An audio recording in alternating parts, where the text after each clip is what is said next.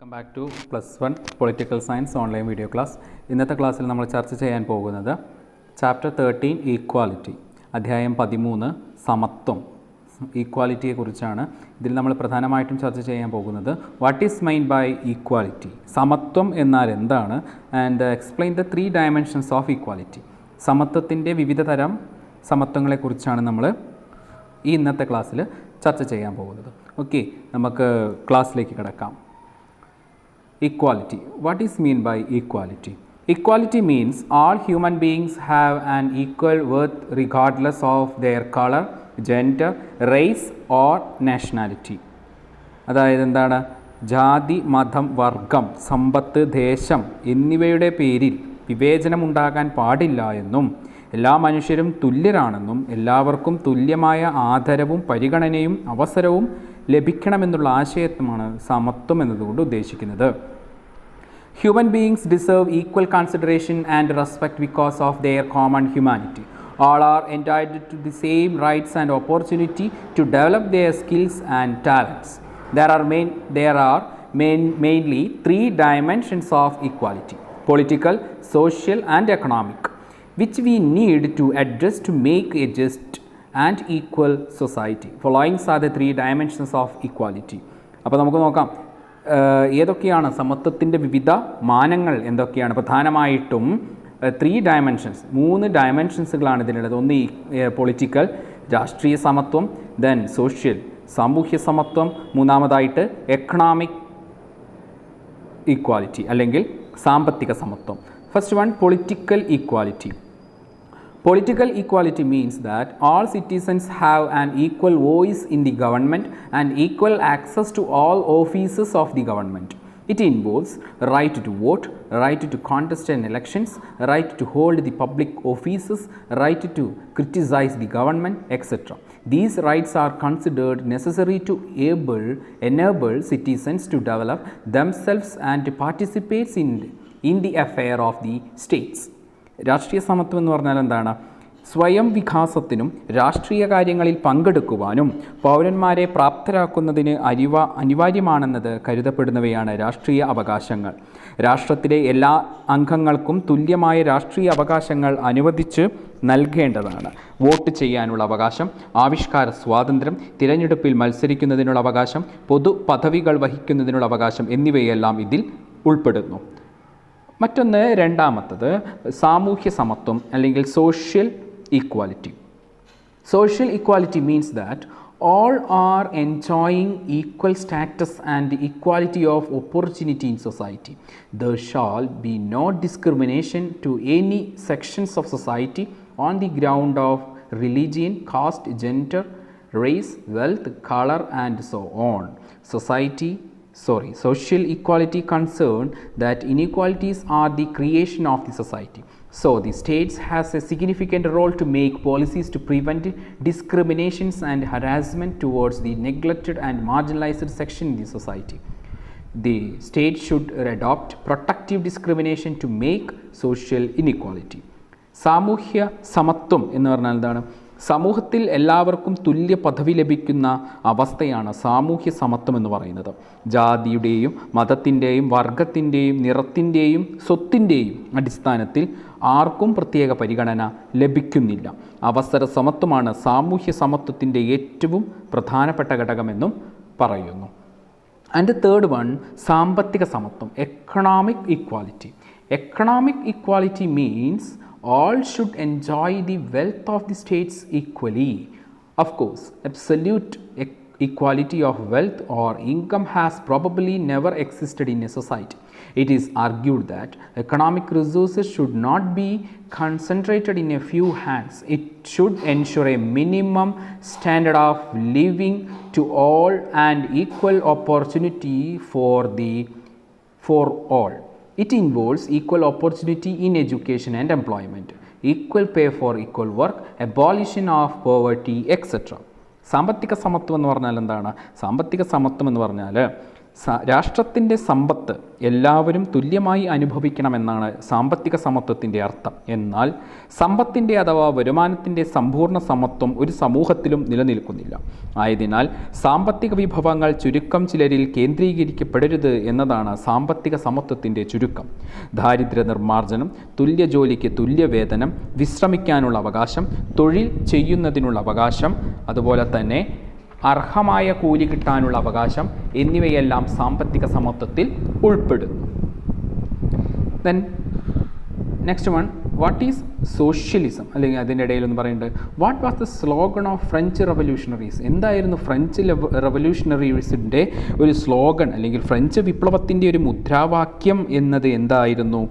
Liberty, equality and fraternity, സ്വാതന്ത്ര്യം, സമത്വം, സാഹോദര്യം എന്നിവയായിരുന്നു എന്ത് ഫ്രഞ്ച് വിപ്ലവത്തിൻ്റെ സ്ലോഗൺ അല്ലെങ്കിൽ മുദ്രാവാക്യം എന്നതുകൊണ്ട് ഉദ്ദേശിക്കുന്നത്. ഓക്കെ, മറ്റൊന്ന് നോക്കൂ, വാട്ട് ഈസ് സോഷ്യലിസം? എന്താണ് സോഷ്യലിസം എന്ന് പറഞ്ഞാൽ എന്താണ്? Socialism is emerged as a reaction against the inequalities existing in the capitalist economy. മുതലാളിത്ത വ്യവസ്ഥയ്ക്കെതിരെ ഉയർന്നു വന്ന രാഷ്ട്രീയ സിദ്ധാന്തമാണ് സോഷ്യലിസം.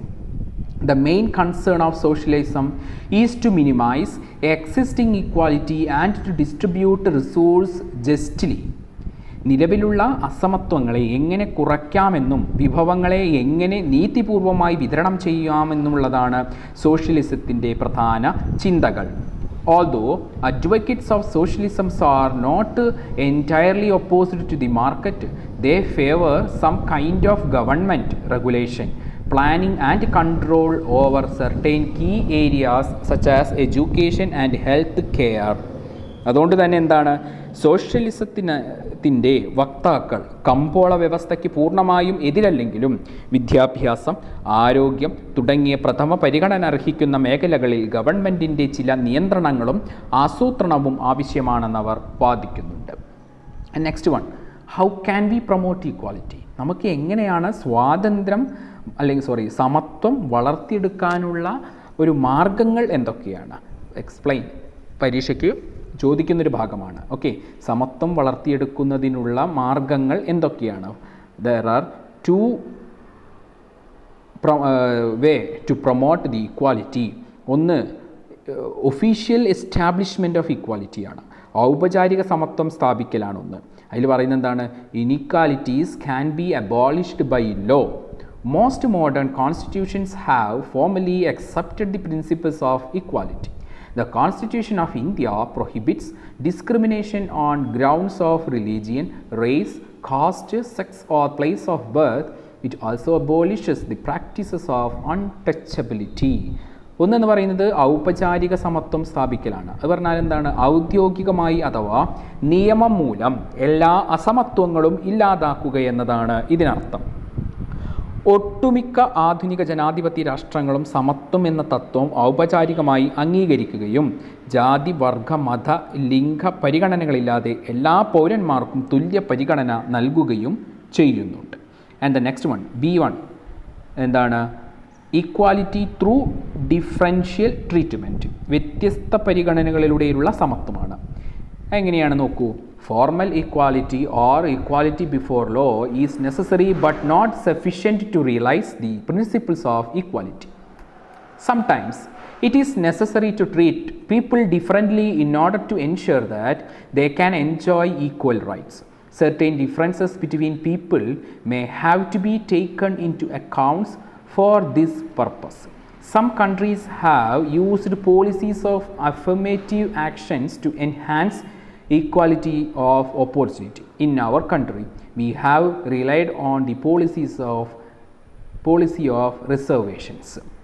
എന്ന് പറഞ്ഞാൽ വ്യത്യസ്ത പരിഗണനകളിലൂടെയുള്ള സമത്വമാണ്. അതെന്താ പറയുന്നത്? ജനങ്ങൾക്ക് തുല്യ അവകാശങ്ങൾ ഉറപ്പുവരുത്തുമ്പോഴും ചില സാഹചര്യങ്ങളിൽ വ്യത്യസ്ത പരിഗണനകൾ നൽകേണ്ടതുണ്ട്. സാമൂഹികവും സാമ്പത്തികവുമായി പിന്നാക്കം നിൽക്കുന്ന വിഭാഗക്കാർക്ക് പ്രത്യേക സംരക്ഷണം നൽകുന്നതിലൂടെ മാത്രമേ തുല്യത കൈവരിക്കാൻ സാധിക്കൂ. ഇതിനെയാണ് വ്യത്യസ്ത പരിഗണന എന്നതുകൊണ്ട് അർത്ഥമാക്കുന്നത്. ഇന്ത്യൻ ഭരണഘടനയിലെ സംവരണ നയം ഇതിന് ഉദാഹരണമാണ്. Okay, next one, affirmative action. അനുകൂലാത്മക നടപടിയാണ്. അതിലെന്താ പറയും നോക്കൂ.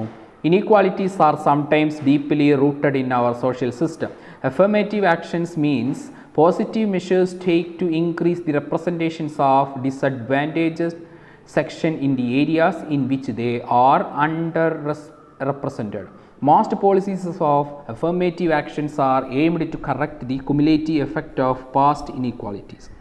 Affirmative actions can, however, take many forms, from preferential spending on facilities for disadvantaged communities such as scholarships and hostels to special consideration for admission to educational institutions and jobs. In our country, we have adopted a policy reservation in education and employment to provide equality of opportunity to deprived sections. These sections have been victims of social prejudice and discrimination in the form of exclusion and segregation, then compete with the other on equal terms. അനുകൂലാത്മക നടപടി എന്ന് പറഞ്ഞാൽ എന്താണ്? നിയമം മുഖേന സമത്വം സ്ഥാപിക്കാമെങ്കിലും സമൂഹത്തിൽ വേരുറപ്പിച്ചിട്ടുള്ള അസമത്വങ്ങൾ തുടച്ചുമാറ്റാൻ ചില ക്രിയാത്മക നടപടികൾ ആവശ്യമാണ്. ഇതിനെയാണ് അനുകൂലാത്മക നടപടി അല്ലെങ്കിൽ അഫർമേറ്റീവ് ആക്ഷൻസ് എന്ന് പറയുന്നത്. പിന്നാക്ക വിഭാഗക്കാർക്ക് നൽകുന്ന സ്കോളർഷിപ്പ്, ഹോസ്റ്റൽ സൗകര്യങ്ങൾ, തൊഴിലുകളും വിദ്യാഭ്യാസ സ്ഥാപനങ്ങളിലും നൽകുന്ന പ്രത്യേക പരിഗണന എന്നിവയെല്ലാം ഇതിന് ഉദാഹരണമാണ്. ഓക്കെ, ഇത്രയുമാണ് നമ്മൾക്ക് ഈ ചാപ്റ്ററിൽ പഠിക്കാനുള്ളത്. ദെൻ ദ 14th ചാപ്റ്റർ, 14ാമത്തെ ചാപ്റ്റർ എന്ന് പറയുന്നത് 14ാമത്തെ ചാപ്റ്റർ സാമൂഹ്യനീതി അല്ലെങ്കിൽ സോഷ്യൽ ജസ്റ്റിസ് എന്നതാണ്. എന്താണെന്ന് നോക്കാം നമുക്ക്. 14ാമത്തെ യൂണിറ്റ് എന്താണ് പറയുന്നത് നോക്കാം. സോഷ്യൽ ജസ്റ്റിസ് അഥവാ സാമൂഹ്യനീതി. ഇതിൽ നമ്മൾ പ്രധാനമായിട്ടും ചർച്ച ചെയ്യാൻ പോകുന്നത് വാട്ട് ഈസ് ജസ്റ്റിസ്, നീതി എന്നാൽ എന്താണ്, and the 3 principles of justice. നീതിയുടെ 3 പ്രിൻസിപ്പിൾസുകളുമാണ്, നമ്മൾ തത്വങ്ങളുമാണ് ചർച്ച ചെയ്യാൻ പോകുന്നത്. ഓക്കെ, ഫസ്റ്റ് വൺ നോക്കുന്നത് നമ്മൾ what is justice. Justice implies fulfillment of the legitimate expectations of the individuals under the existing law and to provide him protection against any violation of his rights. The essence of justice is common good which involves the well-being of all people. Ensuring the well-being of the people includes giving each person his due. നീതി എന്നാൽ എന്താണ്? നീതി എന്നതുകൊണ്ട് അർത്ഥമാക്കുന്നത് ഓരോ വ്യക്തിക്കും നിലവിലുള്ള നിയമവ്യവസ്ഥയ്ക്ക് അനുസൃതമായി അവൻ്റെ ആഗ്രഹങ്ങളും അഭിലാഷങ്ങളും പൂർത്തീകരിക്കുന്നതിനുള്ള അവസരവും അവൻ്റെ അവകാശങ്ങൾ ലംഘിക്കപ്പെടുന്നതിൽ നിന്നുള്ള സംരക്ഷണവുമാണ്. ഓരോ വ്യക്തിക്കും അവൻ അർഹിക്കുന്നത് നൽകുക എന്നതാണ് നീതിയുടെ ഒരു പ്രധാന ആശയം. എല്ലാവരുടെയും ക്ഷേമത്തിലും ഐശ്വര്യത്തിനുമാണ് നീതി കുടികൊള്ളുന്നത്. പ്രധാനമായിട്ട് നീതിയുടെ 3 പ്രിൻസിപ്പിൾസ് എന്തൊക്കെയാണെന്ന് നോക്കാം. First one, equal treatment four equal, അതായത് തുല്യരോട് തുല്യ പരിഗണന. It is considered that all individuals share certain characteristics as human beings. Therefore, they deserve equal rights and equal treatment. Some of the important rights, namely civil rights such as right to life, liberty and property, political rights like the right to vote, and certain social rights like right to equal opportunities should be deserved for all. The principles of treating equals equally would require that they should be judged on the basis of their work and actions and not on the ground of class, caste, race or gender. Therefore, if 2 persons from different castes performs the same kind of work, they should receive the same kind of reward. Otherwise, it would be unjust and unfair. തുല്യരോട് തുല്യ പരിഗണന എന്നതാണ് മറ്റൊരു പ്രിൻസിപ്പിളായി പറയുന്നത്. ഇതിൽ പറയുന്നത് എന്താണ്? തുല്യരോട് തുല്യ പരിഗണന എന്നതുകൊണ്ട് അർത്ഥമാക്കുന്നത് മനുഷ്യരെന്ന നിലയിൽ എല്ലാവരും ചില സവിശേഷതകൾ പങ്കുവയ്ക്കുന്നുണ്ട്. അതിനാൽ അവർ തുല്യ അവകാശങ്ങളും തുല്യ പരിഗണനകളും അർഹിക്കുന്നു.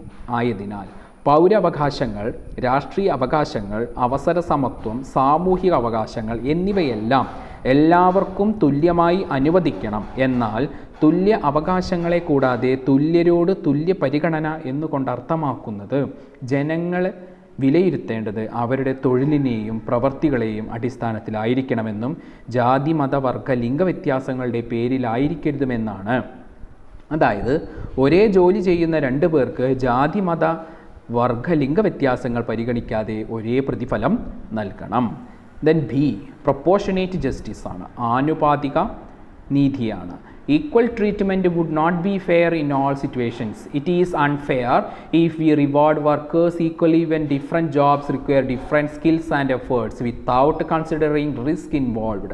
In such cases, justice would mean rewarding people in proportion to the effort requires, the skill required, the possible dangers involved in that work, and so on. So for a just society, equal balance between equal treatment and the principle of proportion.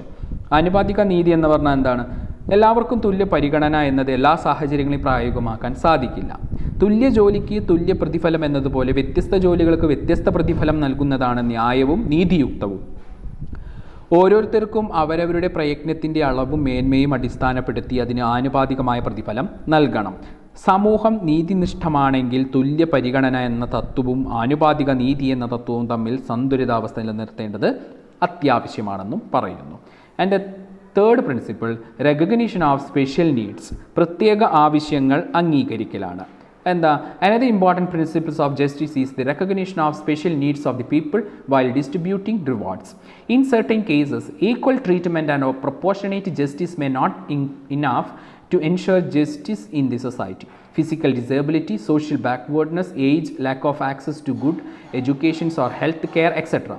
are usual efforts considering for special needs. For example, Indian Constitution provides reservation for people belongs to SC/ST to maintain equal justice. പ്രത്യേക ആവശ്യങ്ങൾ അംഗീകരിക്കലാണ്. അത് പറഞ്ഞാൽ എന്താണ്? പ്രതിഫലങ്ങളും ചുമതലകളും വിതരണം ചെയ്യുമ്പോൾ ജനങ്ങളുടെ പ്രത്യേക ആവശ്യങ്ങൾ പരിഗണിക്കണം. തുല്യരെ തുല്യരായി പരിഗണിക്കുമ്പോൾ വൈകല്യങ്ങളോ അവശതകളോ ഉള്ള ആളുകളെ പ്രത്യേകമായി പരിഗണിക്കണം. സമൂഹത്തിൽ മുന്നോക്കം നിൽക്കുന്നവരെയും പിന്നോക്കം നിൽക്കുന്നവരെയും തുല്യരായി പരിഗണിച്ചാൽ സമൂഹത്തിൽ എന്തുണ്ടാവില്ല? അസമത്വം നിലനിൽക്കും, അല്ലേ? ഇന്ത്യയിൽ പിന്നോക്ക വിഭാഗക്കാർക്ക് നൽകുന്ന സംവരണം പ്രത്യേക ആവശ്യങ്ങൾ അംഗീകരിക്കലിന് ഉദാഹരണമാണ്. ഇന്ത്യയിലെ constitution provides the reservation for the people belonging SC/ST categories. Okay, അപ്പോൾ എന്താണ്? എല്ലാവർക്കും എന്താണ്? പ്രത്യേക ആവശ്യങ്ങൾ അർഹിക്കുന്നവർക്ക് പ്രത്യേക പരിഗണന നൽകണം എന്നതും നമ്മുടെ പ്രിൻസിപ്പിളായിട്ട്, ജസ്റ്റിസിൻ്റെ പ്രിൻസിപ്പിളായിട്ട് പറയുന്നുണ്ട്. മറ്റൊന്ന്, ദ റിപ്പബ്ലിക് എന്ന ഗ്രന്ഥം പ്ലേറ്റോ രചിച്ചിട്ടുള്ള ദ റിപ്പബ്ലിക്, പ്ലേറ്റോയുടെ പ്രശസ്തമായ പുസ്തകമാണ് ഇത്, ദ റിപ്പബ്ലിക് കേട്ടോ, പ്ലേറ്റോ. ഓക്കെ, അപ്പോൾ ഇത്രയുമാണ് ഈ ചാപ്റ്ററിൽ, 2 ചാപ്റ്ററിലായിട്ട് നമ്മൾ പറയാനുള്ളത്. Chapter 14 social justice and chapter 13 എന്താണ്? ചാപ്റ്റർ 13ൻ്റെ പേര് ഈക്വാലിറ്റി. അപ്പോൾ സമത്വവും അതുപോലെ തന്നെ നീതിയും. അതിൽ നമ്മൾ പ്രധാനമായിട്ട് നമുക്ക് ചർച്ച ചെയ്യേണ്ട കാര്യങ്ങളാണ്, നമ്മൾ പരീക്ഷയ്ക്ക് വരുന്ന കാര്യങ്ങളാണ് നമ്മൾ ചർച്ച ചെയ്തത്. അടുത്ത ചാപ്റ്റർ എന്ന് പറയുന്നത് ചാപ്റ്റർ 15 റൈറ്റ്സ് ആണ്. റൈറ്റ് അല്ലെങ്കിൽ അവകാശം, അത് നമ്മൾ അടുത്ത ക്ലാസ്സിൽ ചർച്ച ചെയ്തതായിരിക്കും. ഓക്കെ, നെക്സ്റ്റ് ക്ലാസ്സിൽ നമുക്ക് കാണാം.